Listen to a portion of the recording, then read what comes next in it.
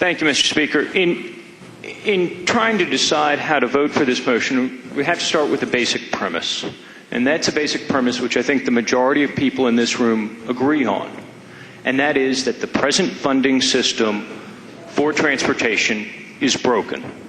And I take that quote from the gentleman from Prince William, Delegate Lingenfelter, when he presented his bill for indexing the gas tax. The funding system is broken.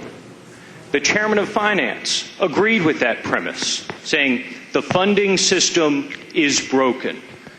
The gentleman from Powhatan, in voting against PBI, I am assuming, agreed with that premise. The funding system is broken. Mr. Speaker, when you were quoted in the Freelance Star talking about the maintenance problem, that we have this consensus amongst a majority of us that the funding system is broken. Knowing that, what we need, in my mind, what we need to decide to do is how do we get there from here? How do we fix the problem? If we want to run government like a business, we see a problem and we fix it. If we want to run government like a business, we see a problem and we fix it. And it seems to me that there are two types of people in this body, Mr. Speaker. There are folks who want to solve the problem, and there are people who want to shift the blame. Mr. Speaker, I've been, for the past several weeks, reading the press accounts and sitting on the floor of this House, being berated because Democrats did not have an agreement, or the Democrat folks do not have an agreement, as the quote might be.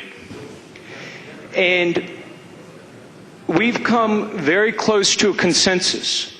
The rule is always, when you're in the minority, don't try to govern, let the other side govern. But I think that the vast majority of people on this side of the aisle are taking the step to try to solve the problem.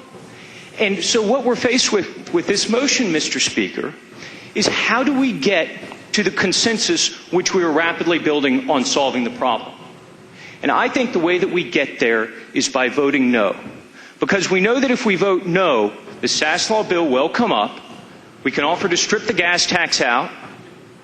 And we can kick that out of here and have something to the governor's desk this afternoon.